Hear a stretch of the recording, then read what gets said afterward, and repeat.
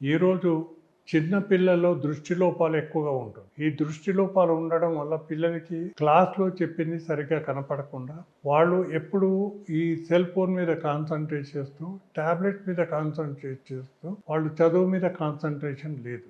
వాళ్ళు మెసేజెస్ పంపటము, చదవటము, దీనివల్ల వాళ్ళ టైం ఎక్కువగా ఈ సెల్ ఫోన్ మీద, ట్యాబ్లెట్స్ మీదనే వాడుతున్నారు.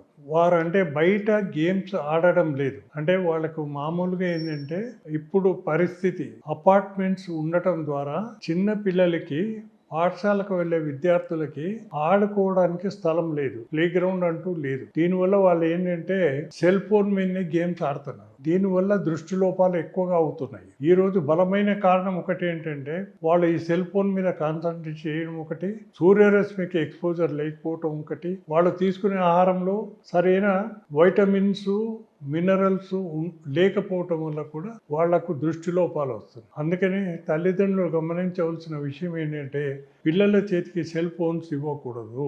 ఒకవేళ ఇచ్చిన ఏదైనా కొంత టైం వరకు మాత్రమే యూజ్ చేసేటట్టు ఉండాలి.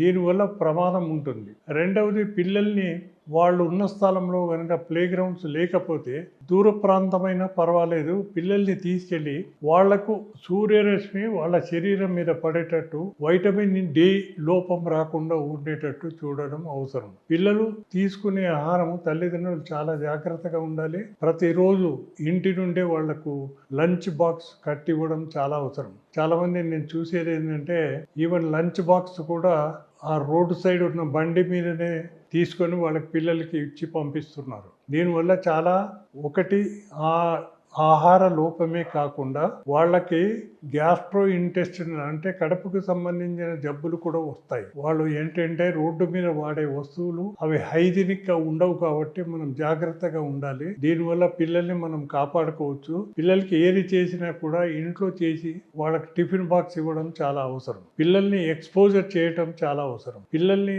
టీవీ చూడకుండాను అంటే టీవీ తగ్గించడము, సెల్ ఫోన్ తగ్గించడం ద్వారా మనం వాళ్ళకి దృష్టి లోపాలు రాకుండా చూడవచ్చు. ఒకవేళ ఏదైనా విద్యార్థికి దృష్టి లోపం ఉన్నట్టు గుర్తిస్తే వాళ్ళకు వెంటనే అద్దాలు వాడటం, తర్వాత ప్రతి సంవత్సరం మళ్ళీ టెస్ట్ చేయించడము. ఎందుకంటే పెరిగే పిల్లలు కాబట్టి వాళ్ళకి నంబరు పెరిగే అవకాశం ఉంటుంది. కాబట్టి ప్రతి సంవత్సరం వాళ్ళకి అవసరమైతే అద్దాలు మార్చాలి. ప్రాక్టీస్లో మేము చూసేది ఏంటంటే ఒక మాట అద్దాలు తీసుకున్న తర్వాత అది ఇరిగిపోవడము, మర్చిపోవడము, పగిలిపోవడము, పోగొట్టుపోవడము జరుగుతుంది. దీనివల్ల మళ్ళీ సెకండ్ టెస్టింగ్ చేయించుకోవడానికి పిల్లలు రావడం లేదు. ఎందుకు అంటే తల్లిదండ్రులు ఇద్దరు పనిచేస్తారు, వాళ్ళకి సరైన టైం ఉండట్లేదు, అందుకని మమ్మల్ని టెస్ట్ తీసుకుపోవడం లేదు అంట. ఇది చాలా ప్రమాదకరమైన విషయం.